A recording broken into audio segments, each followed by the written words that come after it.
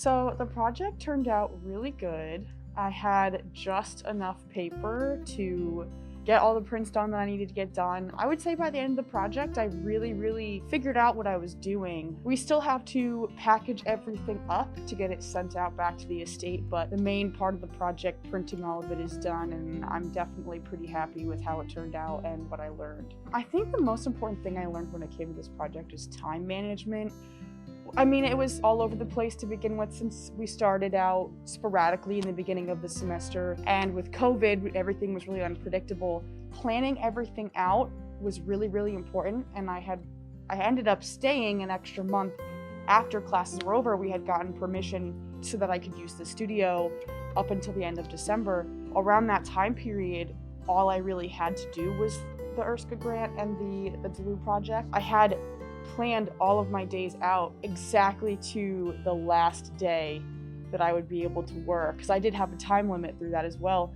And if I had done that any later, I would have been scrambling to finish the project in time. So I think I realized pretty quickly that I need to be careful with how I spend my time, not just in the end when it's most needed, but in the beginning as well, and really just get everything figured out throughout the whole time period. I think the thing I realized about myself throughout this project, I need to force myself to get up and stick to it. Not let myself get distracted by, a TV show that I'm into at that point in time. So basically what I'm saying is that it made me grow up. It made me grow up really quickly. That's something that I need to continue working on, is not letting myself get so distracted all the time. So I would say the biggest challenge that I ran into was making sure that I had enough paper for the project. I know I had talked about that in the beginning, and it really did come to bite me at the end. I had to plan out my prints paper-wise, like 3 prints ahead of time when I got to the last 3 prints, because I had exactly enough paper after Chad had ordered me an extra 20 sheets. So I was down to the very last piece of paper to finish up the project, and that was pretty stressful. It meant that I really had no room for any mistakes, especially with the last plate that I did.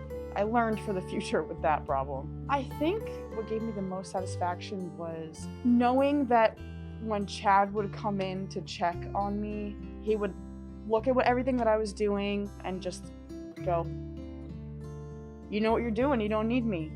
And I think that that really made me feel good, like I had kind of advanced up on my skills and had begun printing at a professional level. I mean, I still have a lot of work to do when it comes to that, but I had pushed past what he had seen from me in regular classes, and now can be printing on a more advanced level outside of those classes. So I think his approval of what I was doing was probably my favorite part. I definitely think this project made me realize a lot what I want to do in my future. I find myself applying to a lot of print studio jobs. It's also made me realize that even though not a lot of people know about this medium, it does grab a lot of attention when you start to talk about it.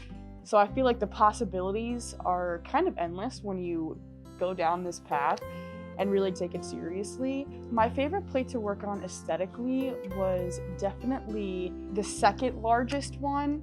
It had all kinds of detail within the piece, and there was multiple figures in the piece. It was the one that had the most, and I really enjoyed working with that one because I feel like I really got to see how much better I got with the printing, and not only that, but I got to really investigate another artist's work and see it at its full capacity.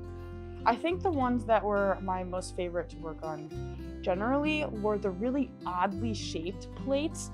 So there were a few plates that were in rectangle shapes, so they were a lot taller than they were wider, and that was really interesting to try to wipe because I had been so used to just square shapes or just slightly taller than they are wider. So it was really interesting to try to figure out how I was going to hold the plate when I was wiping it, considering it was so long. But it ended up kind of being my favorite one because I think those ones were the most difficult to wipe towards the beginning. So once I did get it, I had realized my true, how I worked best when I wiped. I definitely figured out a skill in my own way when I was doing those ones. I would love to thank Professor Andrews for giving me this opportunity and encouraging me and showing me exactly what it needs to happen, and also pushing me past my limits. He never let me sit down and relax, and originally it can be a little tough sometimes, but towards the end you always find out that he has a reason to do it.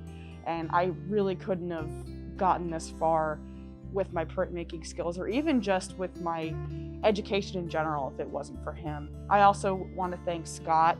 He is so great when it comes to technical issues within the gallery. Any questions I had, he was ready to be there, and he was always adjusting stuff within the gallery, so he was really great. And I also want to thank Abby down at the Haas Gallery. She was so sweet, and she was always coming in and talking with us and trying to get the rundown of everything, and if we ever had any questions, she was helping us as well. And then I want to thank Sarah as well. She did such a great job with documenting everything, and I really felt like her expertise came out in her subject when she was interviewing me, and I just had a great time with everyone, and I'm so glad to be able to have done this.